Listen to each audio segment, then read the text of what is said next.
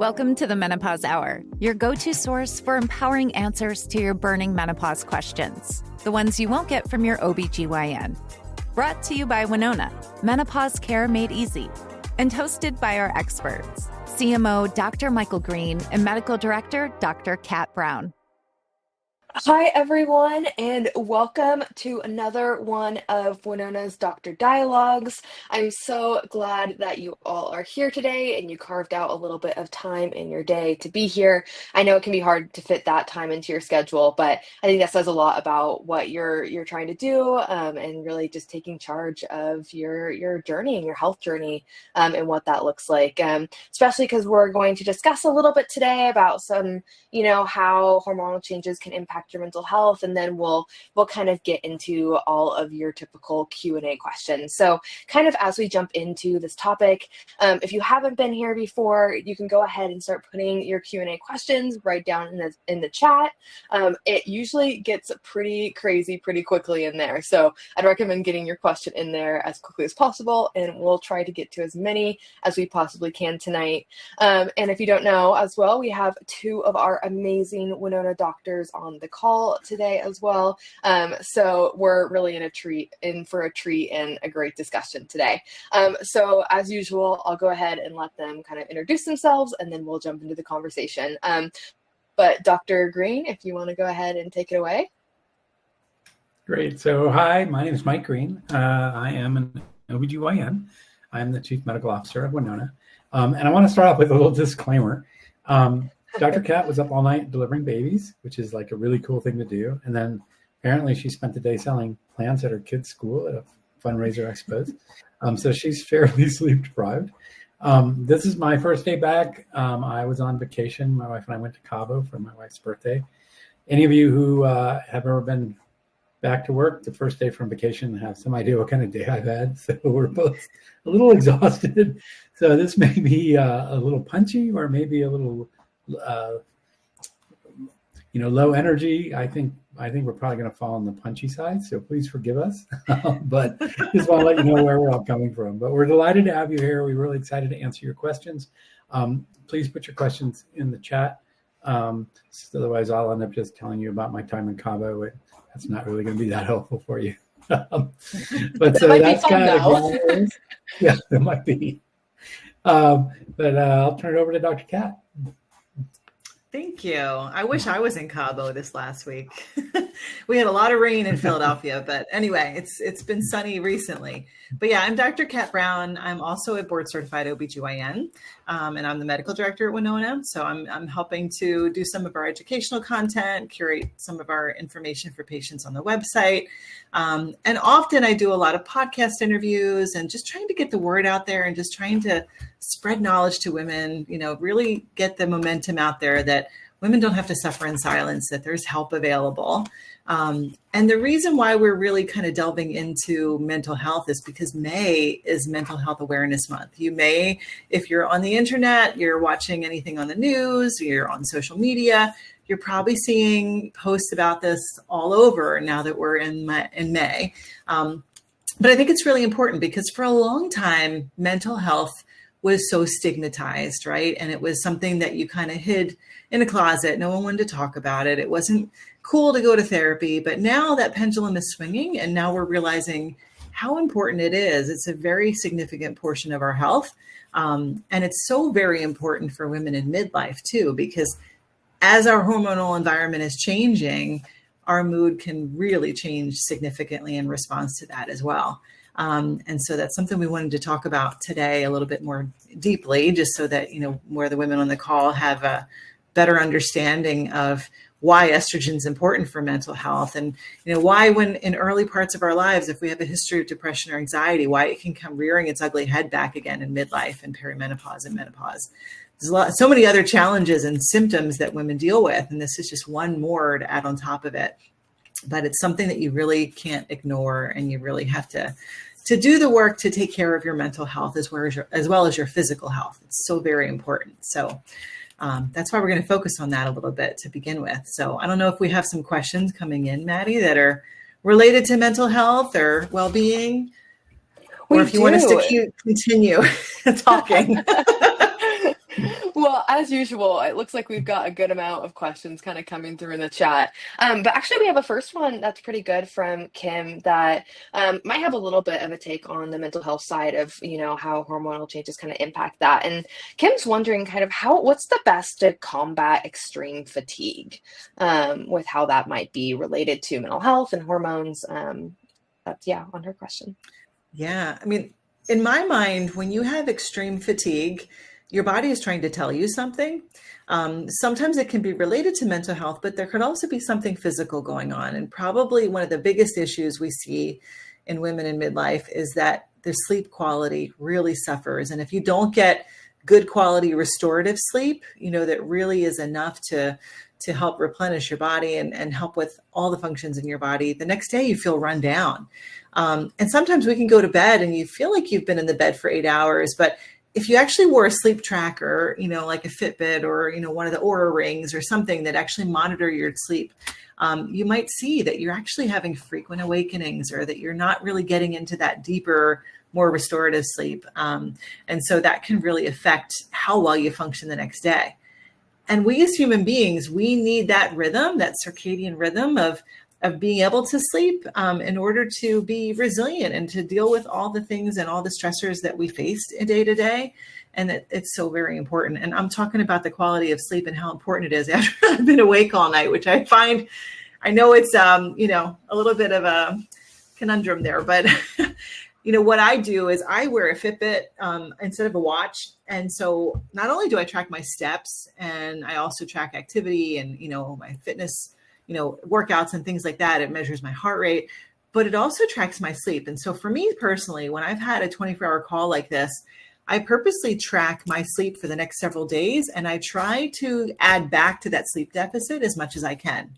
So tomorrow morning when my kids go to school, I will go back to sleep and take a nap at some point. It's like we spend our whole childhood avoiding naps, and then in adulthood, we wish we could get back in them. But I think that's one of the things to think about. But the other important parts about extreme fatigue is there can be significant medical problems that can also give you extreme fatigue. Specifically for women, they're at much higher risk for having thyroid disorders. And if your thyroid hormone is really off, you can have significant fatigue.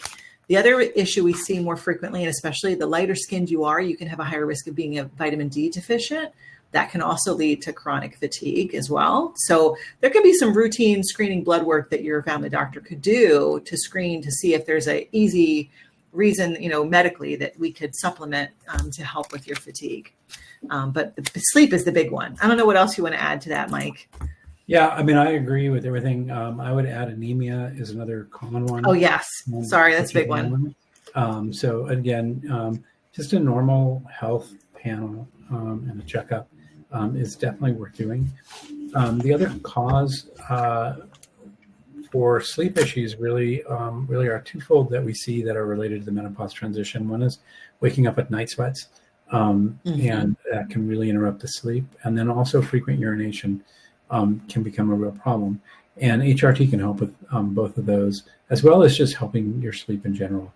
So those are two big things. And then the other thing I would throw in there is testosterone, and that can be supplemented with DHEA, can help get levels back up to sort of normal female levels and help give more energy as well. So those are all things to think about with fatigue, but it's a very common symptom of the menopause transition. Absolutely. That was a great answer. Thank you both on that one. Our next question is from Kara. And Kara is wondering, she says, are there foods that increase certain hormones if we are taking them in some form? I mean, there are certain foods that have natural substances in them that can behave, like hormones or help to improve your hormones. But the caveat with that is you have to eat a heck of a lot of those foods to get a clinically significant amount of those. Like, so specifically, a lot of women think, well, if they add tofu into their diet or they add more sweet potatoes into their diet, are they going to be getting more of those soy isoflavones in their diet? You have to eat a significant amount of those foods to do that. So, I'm not a big proponent of just, focusing on certain foods and adding them every single day. Like, I always tell patients, and I try to teach my kids too, eat as many colors of the rainbow as possible, eat fresh foods, all the foods that are not shelf stable that go bad are the healthiest ones to eat. All the fruits and vegetables and getting lots of things with antioxidants. So, I think it's more important to have a well-rounded diet to as well also get enough protein in your diet as a woman in midlife. That's huge. And also just for your, overall health and regularity, fiber is so very important too. We don't get enough of it in the American diet. So, focus on the total big picture and those macronutrients that you need, and eating as many colors that you can tolerate, I think is more important than focusing on specific hormones that are, specific foods are going to, promote hormones. Absolutely. And I love what you're just saying, Dr. Kat, about getting enough protein, because our next question is from Heather. And she is wondering, is there a daily protein goal for premenopausal women? Well, I have a chart that I use that I found when I was doing my own research. So it's really based on your body type and your height, really. So for someone who is very muscular, maybe does a lot of weightlifting and is very physically fit, like maybe a runner or an athlete, you're going to need a lot more of a protein goal. Like for me, for instance, I'm 5'8", maybe 5'7" now that I've herniated some discs. But anyway, my daily protein goal, which when I looked it up, I was shocked because it was way more than I was getting regularly when I was tracking. I need to get 120 grams of protein a day just for muscle maintenance, just for the maintaining the muscle I already had. That's not trying to build muscle, because a lot of women are afraid of getting too much protein or working out or weightlifting because they're afraid of bulking up. This is just to conserve the muscle that I have to stay healthy and fit. But for fat loss and muscle maintenance, I need 120 grams. So the way that I do that is by adding in protein shakes, protein bars. Instead of snacking on like useless calories, I try to make sure, even pretzels, I found protein pretzels. I'm constantly trying to find other sources of protein, and I get them from my kids too, because they don't eat enough protein in their diet. But I found my favorites. I have a morning protein shake that has 30 grams of protein, 1 gram of sugar, and also has caffeine, enough caffeine for a cup of coffee. So that's usually how I start my day. And that's a Premier Protein, and it's cafe latte flavor, which tastes like an iced coffee to me. So if you drink it when it's really, really cold over ice, it tastes like an iced coffee in the summer, which is nice. But if I start my day with 2 of those, there's 60 grams of protein right off the bat, which is really nice. We got to see about, we are not advertising. Yeah. And it looks like our next question is from Kathy. And Kathy is wondering, she says, my friend is telling me that HRT messes up the natural decline of your hormones, and I'm causing more damage than good. Is she right?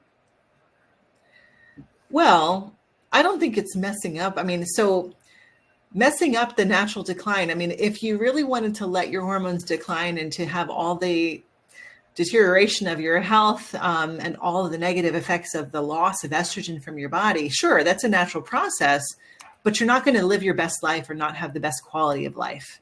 And so you're not doing any damage to your ovaries. It's not like you're delaying the inevitable, but you're supplementing with a hormone that's helping all of your organ systems and all of your joints, even your heart, to function at their best. So, I don't know about you, but I want to stay as healthy and vital and relevant in my life as long as I can. I don't want to go gently into old age.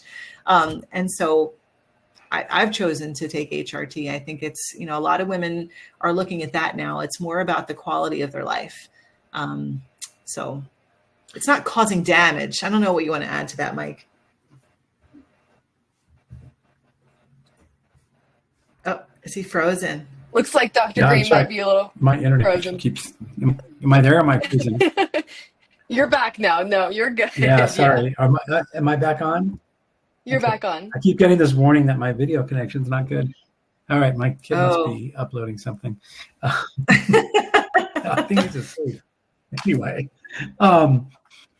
sorry. Now I just lost my train of thought. There's this idea out there that taking HRT is going to stop your ovaries from doing their thing, and it's just not the case.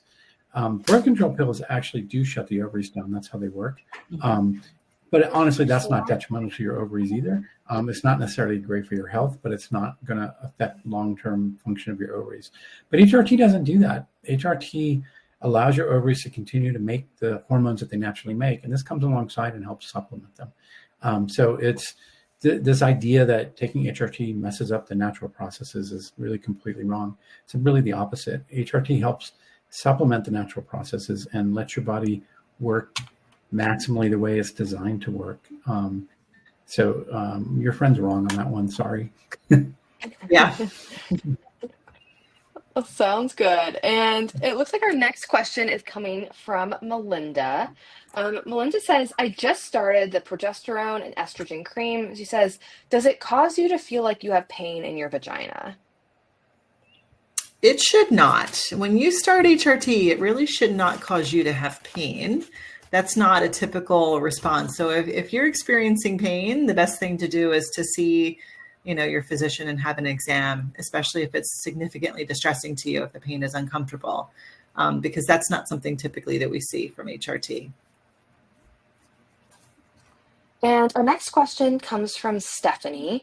And Stephanie says, I've learned that progesterone isn't absorbed into the bloodstream through the skin because the molecule is too large. Do you agree? She says, it is in my Winona skin cream. Do Winona docs prescribe it in the pill form? And do you recommend that over the cream form? We can break that down if you all need to. That first one was... No, honestly, okay. Mike and I get this question all the time. Okay, perfect. Yes. So, the one caveat with this is I will say that there are a lot of doctors in the menopause space doing education for women that are warning women to never take progesterone topically. And when they're talking about this, a lot of them are referring to these over-the-counter progesterone creams that a lot of women are purchasing that really aren't formulated to give you enough protection of that endometrium, which is the lining of the uterus. So the important thing for us, and we've worked with our pharmacist, our compounding pharmacist is like really a smart person. And when he really talked to us and explained, how this is formulated and the dosage that we use, we're using micronized progesterone. And I don't know, talking to him, Mike, I trust that they've made this right. And we've had, I don't know how many patients on this combination cream that do well. I've had plenty of patients get ultrasounds. I've had them send me the report and their lining is nice and thin, like I want it to be.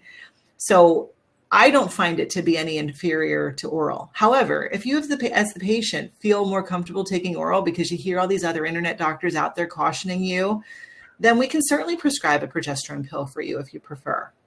But we have plenty of patients taking the combination cream that do just fine. And so we stand by it, and I think it's a good quality.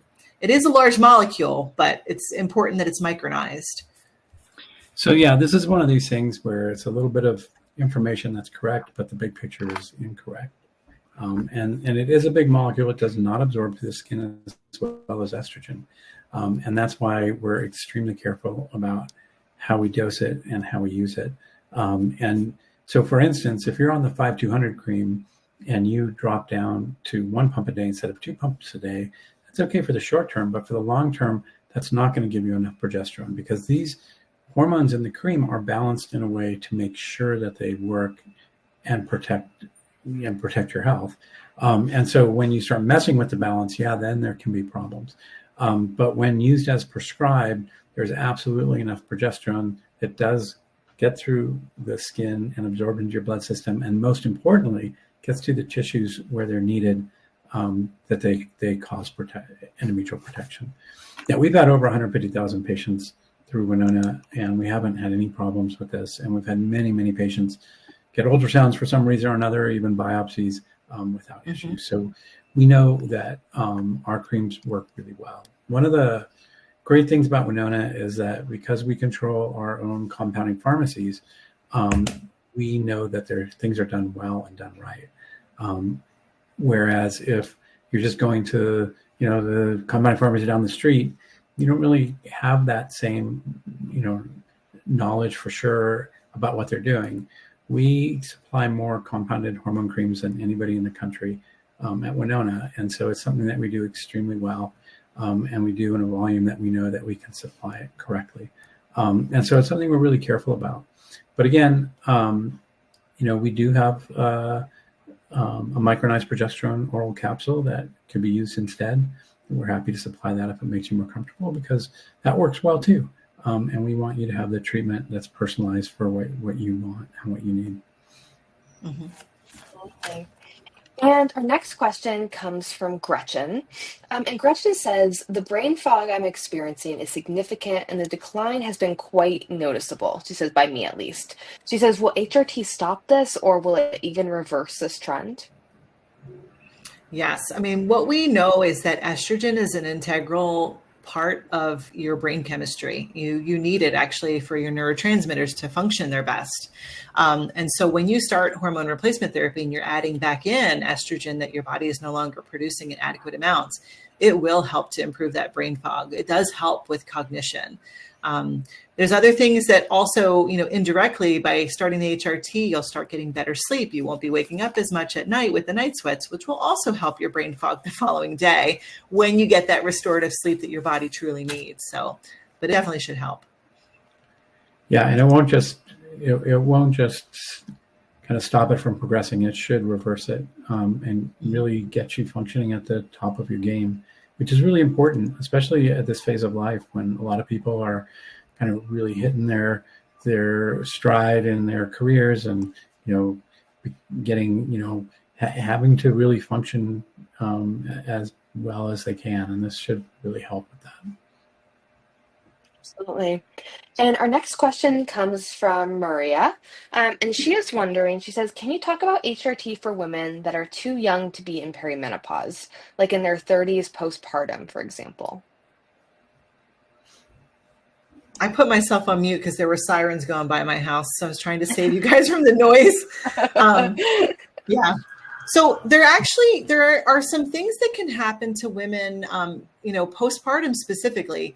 There is a condition where when you are postpartum and you're breastfeeding, you can actually get, almost perimenopausal symptoms, especially in the genitourinary area. So women can suffer from vaginal dryness, vaginal atrophy, because basically, for lack of a more complicated way to explain it, all the hormones are going to the breast when you're breastfeeding, and sometimes it leaves the vagina like high and dry for what it needs as far as the estrogen. So a lot of women get this, what they call, lactation genitourinary syndrome, which is similar to the postmenopausal genitourinary syndrome. And so we can often prescribe topical vaginal estrogen therapy for women, and especially if they're suffering from dryness or pain with intercourse, especially after having a baby.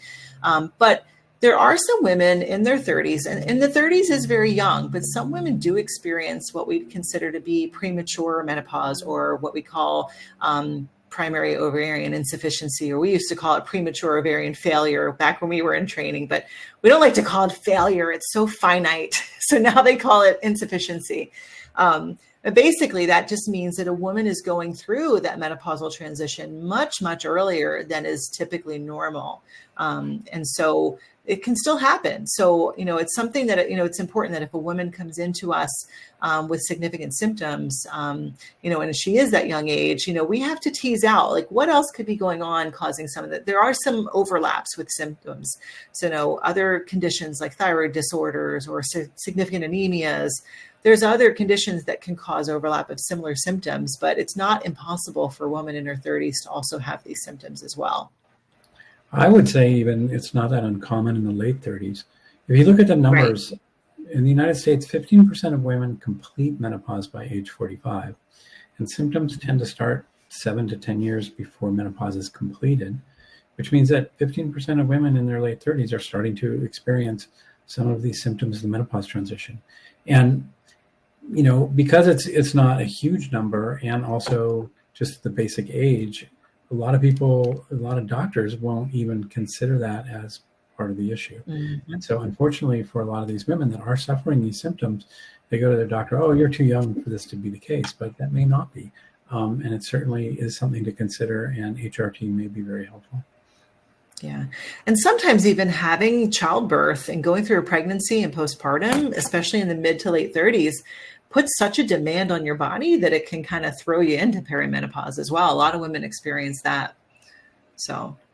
And I would throw on there one more thing. Certain birth control, particularly Depo-Provera, can also really lower estrogen levels and cause similar symptoms. So that's something that you can see. I'm not a big fan of Depo-Provera. It has a ton of side effects. There's so many other better birth control methods. But one of them is that it really lowers estrogen levels and actually can cause bone problems if you're on it too long for that very reason. I always kind of joke, it's like, you take a 14-year-old kid and you give her Depo and you turn her into a postmenopausal woman with her birth control. That's not really cool. But it Right. happens. Absolutely. Our next question comes from Kristen. And Kristen says, I started my medication on April 13th. She says, I'm currently on the estrogen pill and progesterone. She says, I'm still exhausted and having some brain fog. She says, I've also been having a hard time sleeping with restless legs, and my carpal tunnel has been really bothering me. She says, could the reason why I'm having issues sleeping be from me taking the progesterone before bed?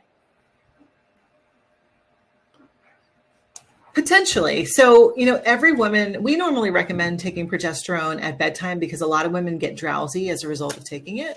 But every woman is unique, and some women actually can get more activated by taking it. And so if you're not sleeping as well, you might want to experiment with taking it at different times of the day. And so sometimes there's a little bit of trial and error trying to figure out what works best for your body. But, the important thing with that is that you communicate with us on the platform. Let your Winona doctor know what's going on. They might be able to give you some tips or tricks on what to do to kind of make that transition a little easier.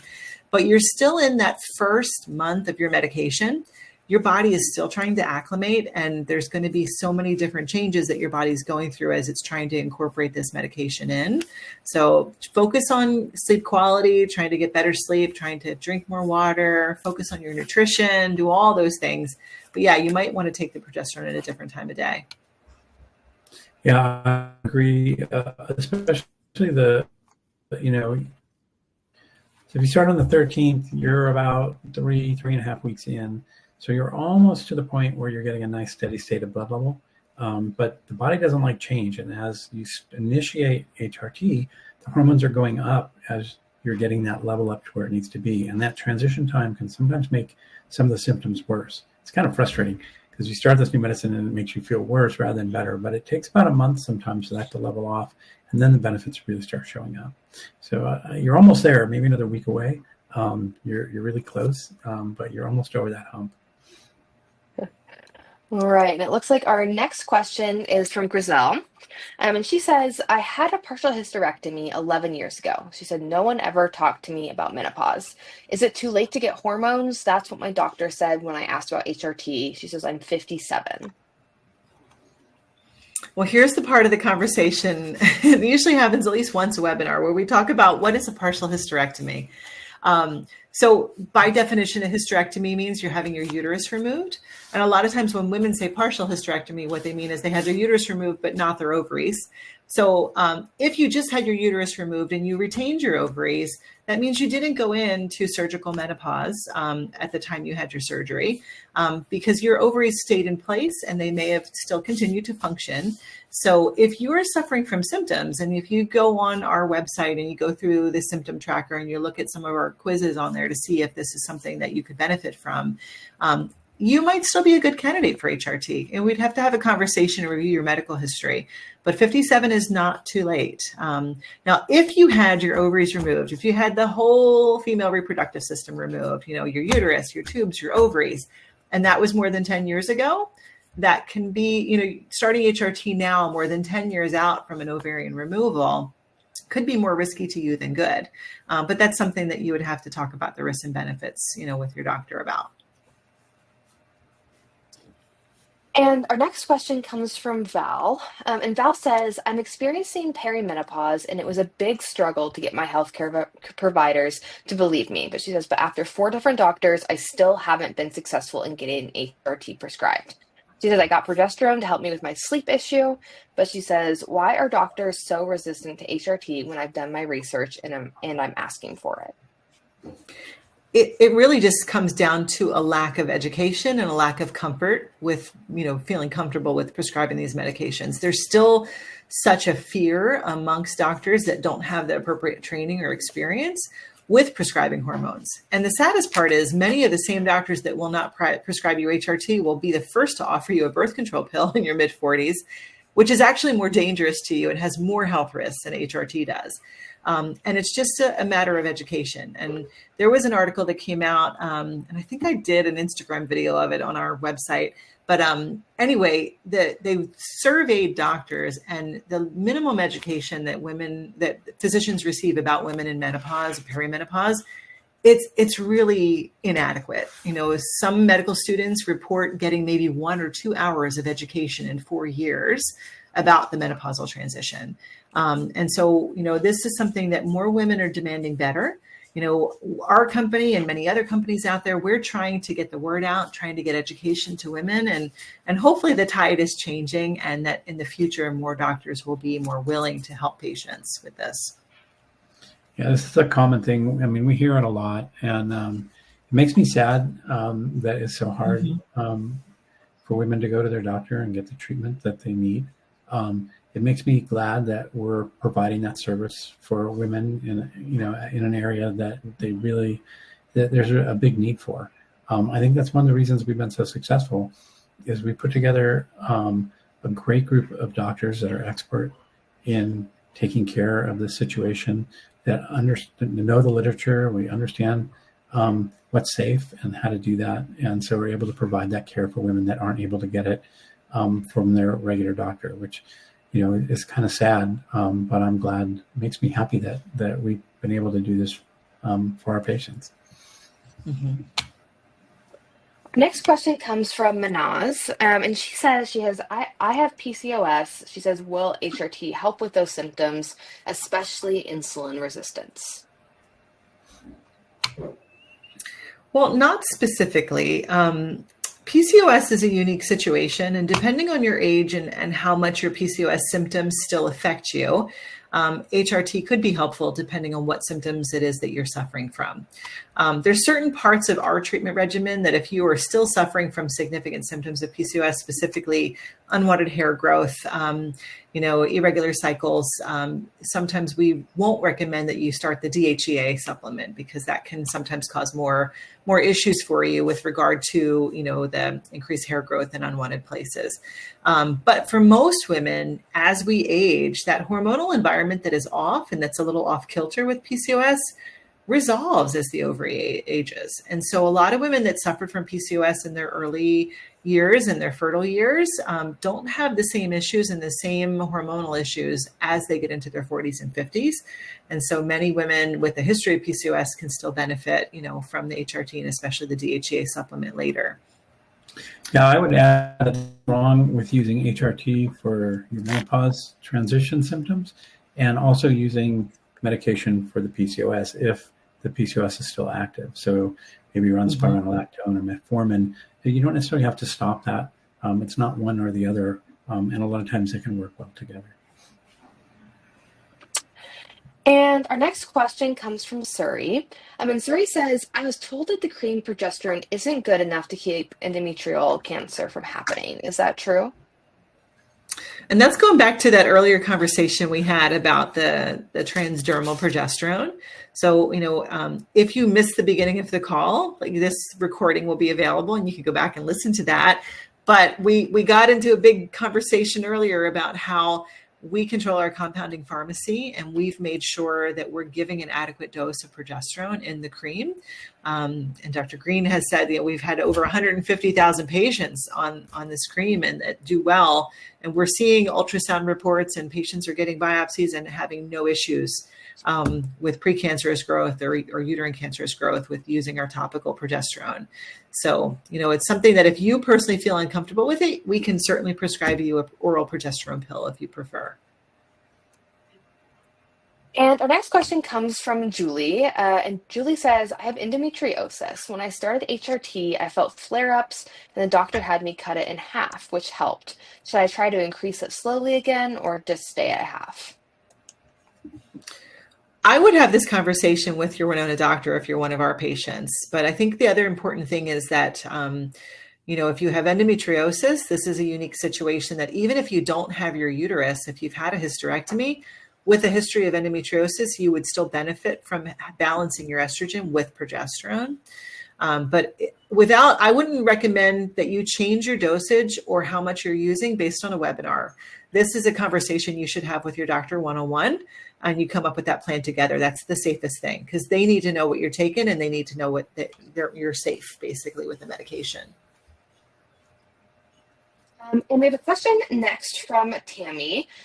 She says, are the mental health benefits of HRT such that one would be able to stop or reduce other mental health meds? She says, also, how long should women use HRT? Is there a cutoff? And then she also says, finally, what are the skin benefits of using HRT? Mm-hmm. I think that not every woman who has mental health issues would be able to stop her specific medications for that. Now, the caveat is I've had some patients that with the early vague symptoms of perimenopause that sometimes aren't recognized as such, they're often prescribed antidepressants or anti-anxiety meds. And then when they finally start developing hot flashes and night sweats and then get hormone replacement therapy, they find that they don't need the other medication and they're able to wean off of that. And their HRT really does a good job of that. But there is a spectrum of mental health, right? There's some people that can be really affected by it and have significant depression or anxiety or bipolar disease. And hormones are not a quick fix for all those issues that can be multifactorial. Like mental health issues can be, resultant from, by our biology, our genetics, but also from the way we're raised and the environments we're brought up in. And if we're, exposed to trauma or difficult experiences in our lives, and hormones are not going to change that or reverse that. So you still may need, psychotropic medications to help with mental health disorders. But I think that's important that you have someone that's looking at your total health, and reevaluating that. And I never tell a patient to stop a depression med or anxiety med cold turkey. So my advice when someone wants to get off one of those medications is to go back to the person who prescribed it and talk about a plan on how to wean off. Those medications are not tolerated really well to just stop them one day. You can get some side effects that can be pretty wicked. Now, for how long should women use HRT? Years ago, we used to say use the lowest dose for the shortest duration possible. But now most women that are on HRT and learning of the long-term health benefits don't want to ever go off. Me included. Like, why? There's so many positive health benefits for your brain health, for your heart health, for your bone health. Why would I want to give that up? Unless you develop, as you age, if you develop a significant comorbidity or medical problem that then makes HRT more dangerous for you, then we might need to have the conversation to stop. So that's something that, it's a personalized situation and decision that you have with your physician. And then finally, the skin benefits of HRT. I think I'm doing pretty good to be being sleep deprived. I don't know about you guys. I was just thinking that. You're killing it. I'm wondering if my brain works optimally on a little bit less sleep. But anyway. But basically, estrogen, when we add it back into the system, it really helps to make the skin more supple, more moisturized. It helps to hold the moisture in the skin and helps the elasticity of the skin. So overall, it can help with the overall youthfulness appearance of the skin. Now, we have a new face cream that we're offering at Winona that we've had. I don't know how long we've had that out now. Has it been 6 months or longer, Mike? I'm not quite sure. No, longer. I think it's not quite a year, but I think 9 months at least. Yeah. So women using systemic HRT see skin benefits, but now we have this face cream, which has a combination of estriol and tretinoin, which is used for anti-aging and anti-wrinkle, that women are using on top, and it can be safely used with your systemic HRT. And they're seeing even more skin benefits from that topical treatment as well. So that's something also to consider.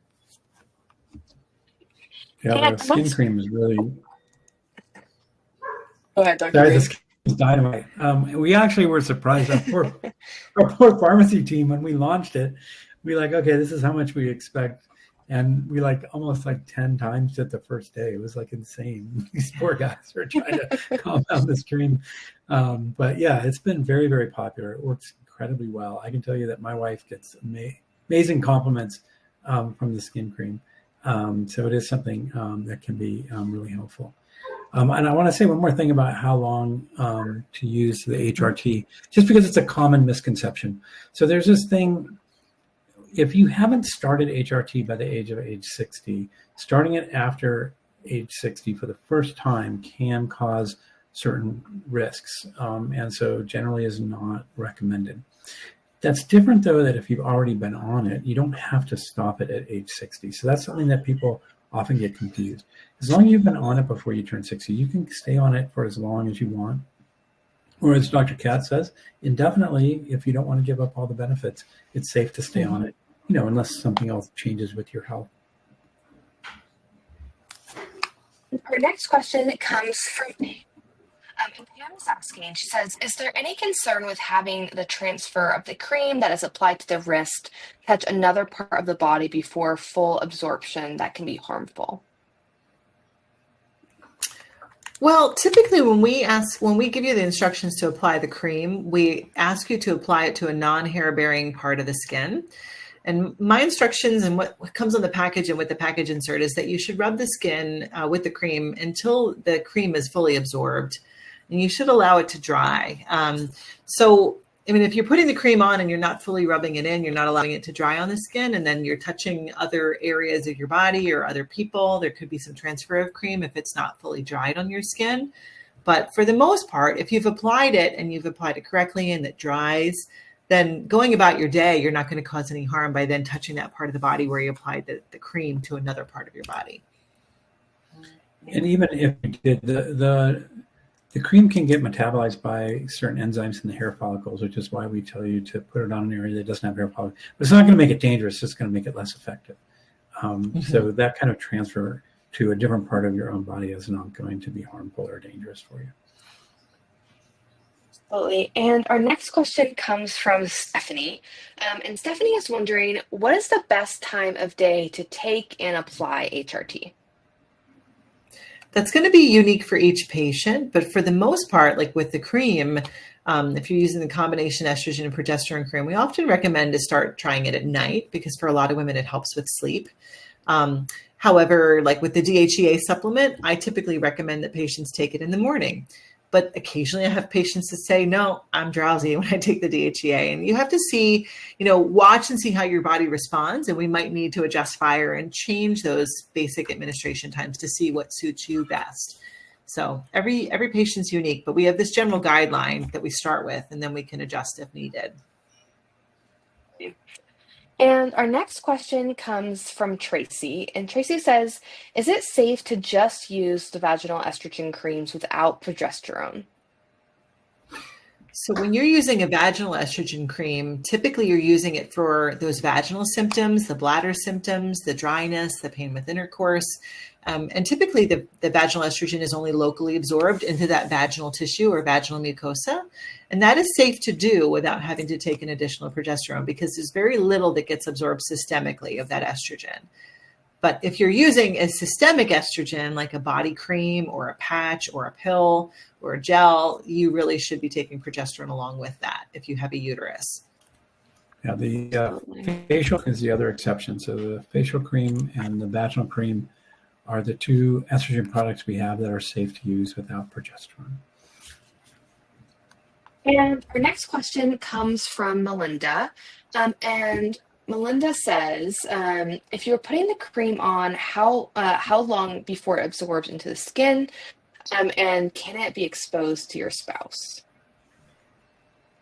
So we just talked about this a little bit in that earlier question, but as long as you're applying the cream and rubbing it in fully, typically the medications absorb within 30 minutes. So for most patients, there really shouldn't be a lot of transfer to another human being. So if you're not allowing it to totally dry, or you're hugging them or rubbing on them, like while the cream is still wet, they could potentially get some hormone transfer if you don't wait that time. It would take a lot. You'd almost have to do it on purpose to get enough hormone transfer to be an issue. So I think it'd be extremely unlikely for inadvertent transfer to be enough to really cause a problem. And our next question comes from Katrina. And Katrina's wondering, how long until the full effects of the medication starts working? So some women will get early benefits from the medication early on, like some of the symptoms like hot flashes and night sweats will get better within the first few weeks of starting treatment. But really for all the constellation of symptoms, we really see the most benefit like at the 3-month mark, which is usually, that's why we've selected that as our follow-up, our first follow-up with patients after they start medications. Because by then we should know if the dose we started them on is really optimal for them or if we need to adjust it. Some of the changes like hair, particularly, hair changes can take 6 months, 4 to 6 months, just because of the nature of the way the hair cycles. And weight changes sometimes take longer than 3 months as well. So those are kind of the two that sort of lag behind everything else. But 3 months is a good mark to get an idea of where you're at. And our next question comes from Crystal. And Crystal was wondering, she says, is HRT safe to take while on a GLP-1? Absolutely, yes.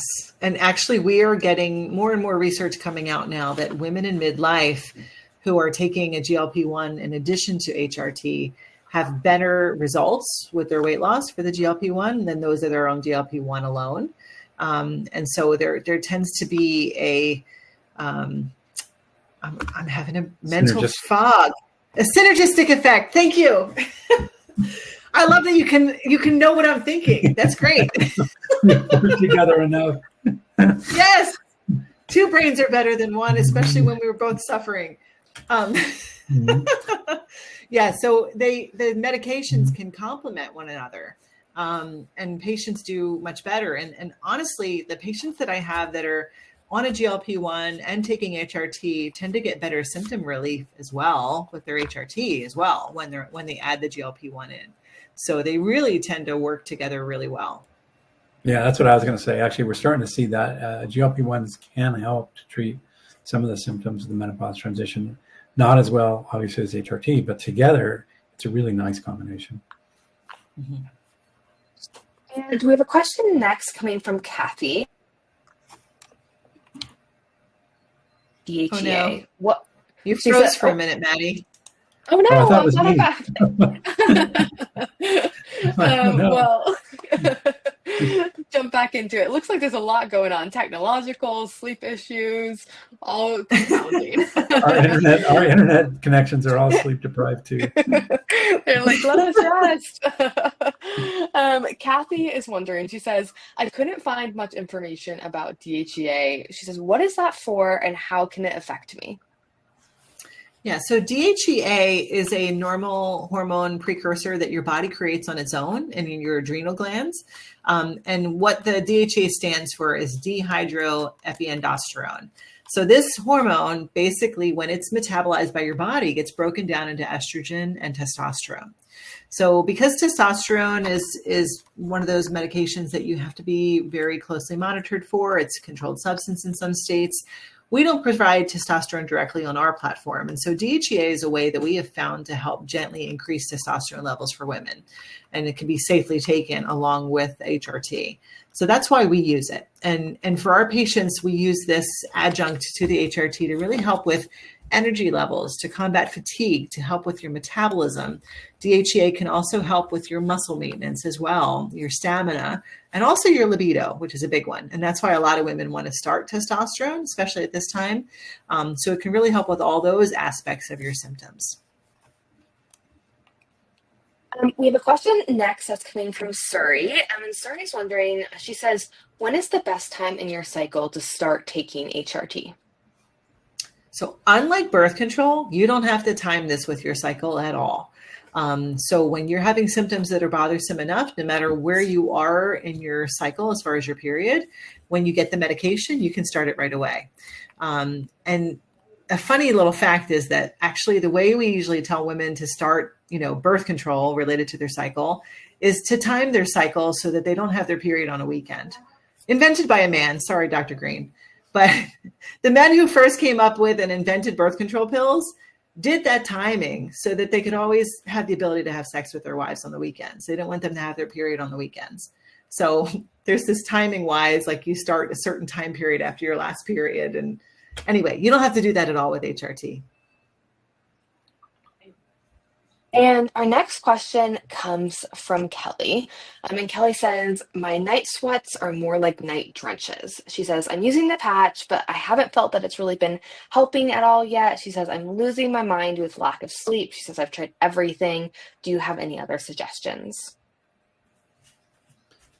Well, if she's on the patch, I would want to know as her doctor, like how long has she been on it, to really see if it's really, been as effective or not. And depending on the length of time you've been on it, you might need an adjustment in your dose if you're not getting adequate symptom relief with your night sweats. But also she described them as night drenches.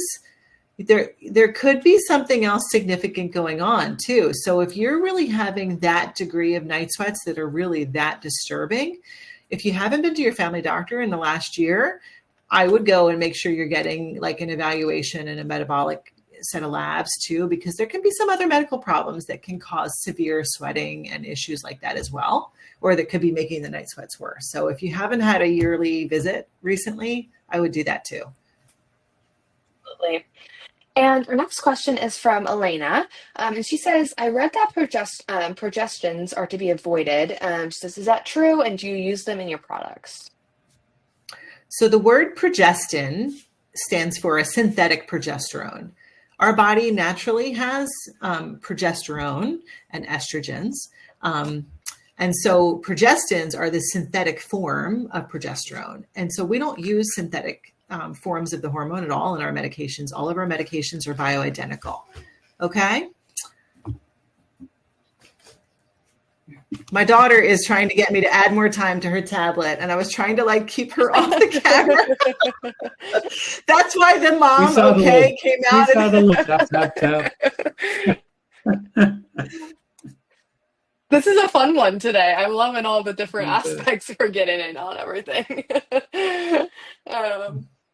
Oh, that's great. Well, it looks like she should really be in bed at this point, but. Okay. Well, we can jump on to our next question. Let's see. Debbie is wondering, she says, if I miss a dose of my DHEA or HRT, should I wait till the next day to take, or should I stay on the same schedule? So I stay on the same schedule. Should I wait till the next day? Kind of miss the dose. I mean, when you realize you missed the dose. So,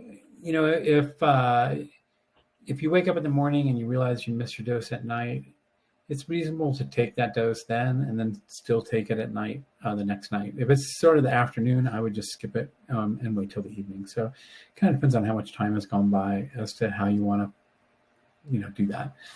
Missing one dose isn't going to hurt you. Taking it a little bit late isn't going to hurt you. So either way is probably okay. And it probably depends more on the timing. And in some ways on your personality, it's going to drive you crazy that you missed a dose, then go ahead and take it as soon as you remember. And our next question comes from Kelly. And Kelly says, I seem to be having bad menopause acne and unwanted facial hair. She says, I've been on the patch for almost a year. Do you have any suggestions for me?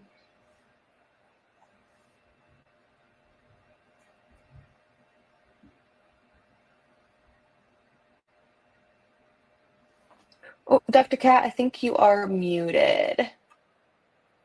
Okay, now the sleep deprivation is really showing. I know. I was like, is it me? So what I was saying was, I think I said it so eloquently when you couldn't hear me. But anyway. Of course, right? So the acne that can occur in perimenopause really can be related to the erratic nature of your hormone levels. And so sometimes it takes some time to get you stabilized on a dose and get your symptoms under control. And then that should improve. Now, the one caveat with that is that the DHEA that we do use, as an adjunct to our HRT can increase acne for some patients, not everybody, but that's something that we see as a side effect of that medication as well.